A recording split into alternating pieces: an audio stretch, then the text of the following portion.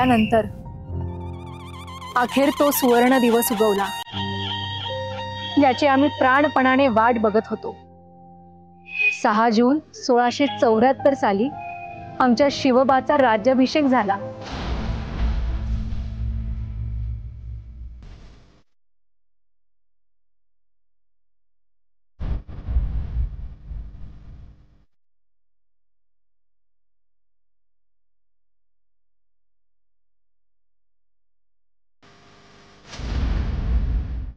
आमचे बाळराजे शिवराय हे स्वराज्याचे शिवाजी राजे झाले।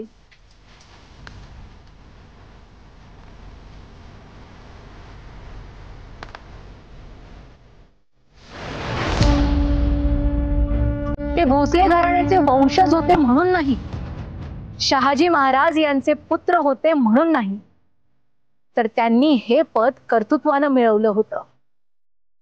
अफजल खान, शाहिस्ते खान, सिद्दी जोहर यासारख्या मुत्सद्दी सरदारांना चारी मुंड्या चित्त त्यांनी केलं होतं, त्यांचा पराभव केला होता।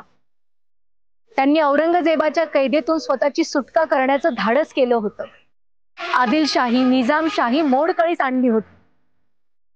शिवाजी राजे सर्व अर्थाने स्वराज्याचे राजे बनण्यास पात्र होते। आम्ही खूप नशीबवान होतो की हा सुवर्ण सोहळा आम्ही आमच्या डोळ्यांनी पाहिला, आणि हे समाधान घेऊनच आम्ही या जगाचा निरोप घेतला। समाजातील अशी अस्थिर परिस्थिती पाहून मन व्यथित झालं आहे। आज स्वराज्य असूनही स्त्रिया सुरक्षित नाही।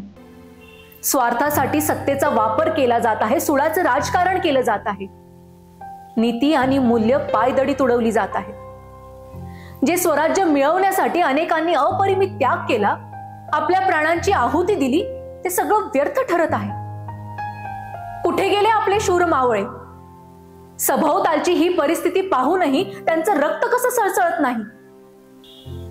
माझं मूल कोवळ्या वयात असताना माझ्या ममतेचा त्याग करून मी त्याला शत्रूच्या तोंडी दिलं, कारण इतर मातांची मुलं सुरक्षित राहावी म्हणून।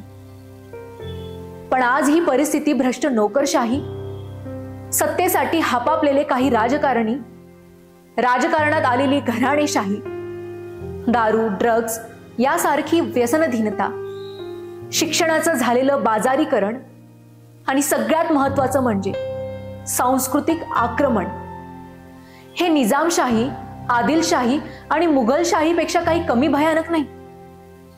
पण यांच्यापासून वाचण्यासाठी आणि आपली संस्कृती जपण्यासाठी तुमच्यामध्ये एकही धाडसी जिजाऊ नाहीये का, जी अन्यायाला ठामपणे उत्तर देणारा शिवाजी निर्माण करू शकेल, जी एक उत्तम राज्यकर्ता घडवू शकेल, जी एक सुजाण नागरिक घडवू शकेल? मला उत्तर हवंय तुमच्याकडून।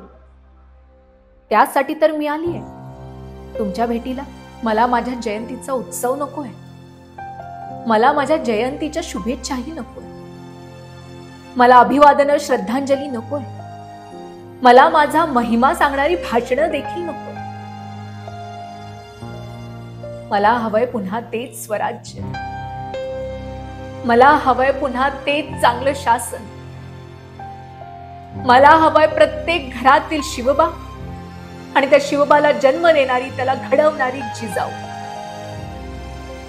अशी जिजाऊ जिच्या कुशीतून जन्मलेलं प्रत्येक बाळ म्हणेल, शूर आम्ही सरदार, आम्हाला काय कुणाची भीती, देव देशान धर्मापायी प्राण घेतला हात, देव देशान धर्मापायी प्राण घेतला हात।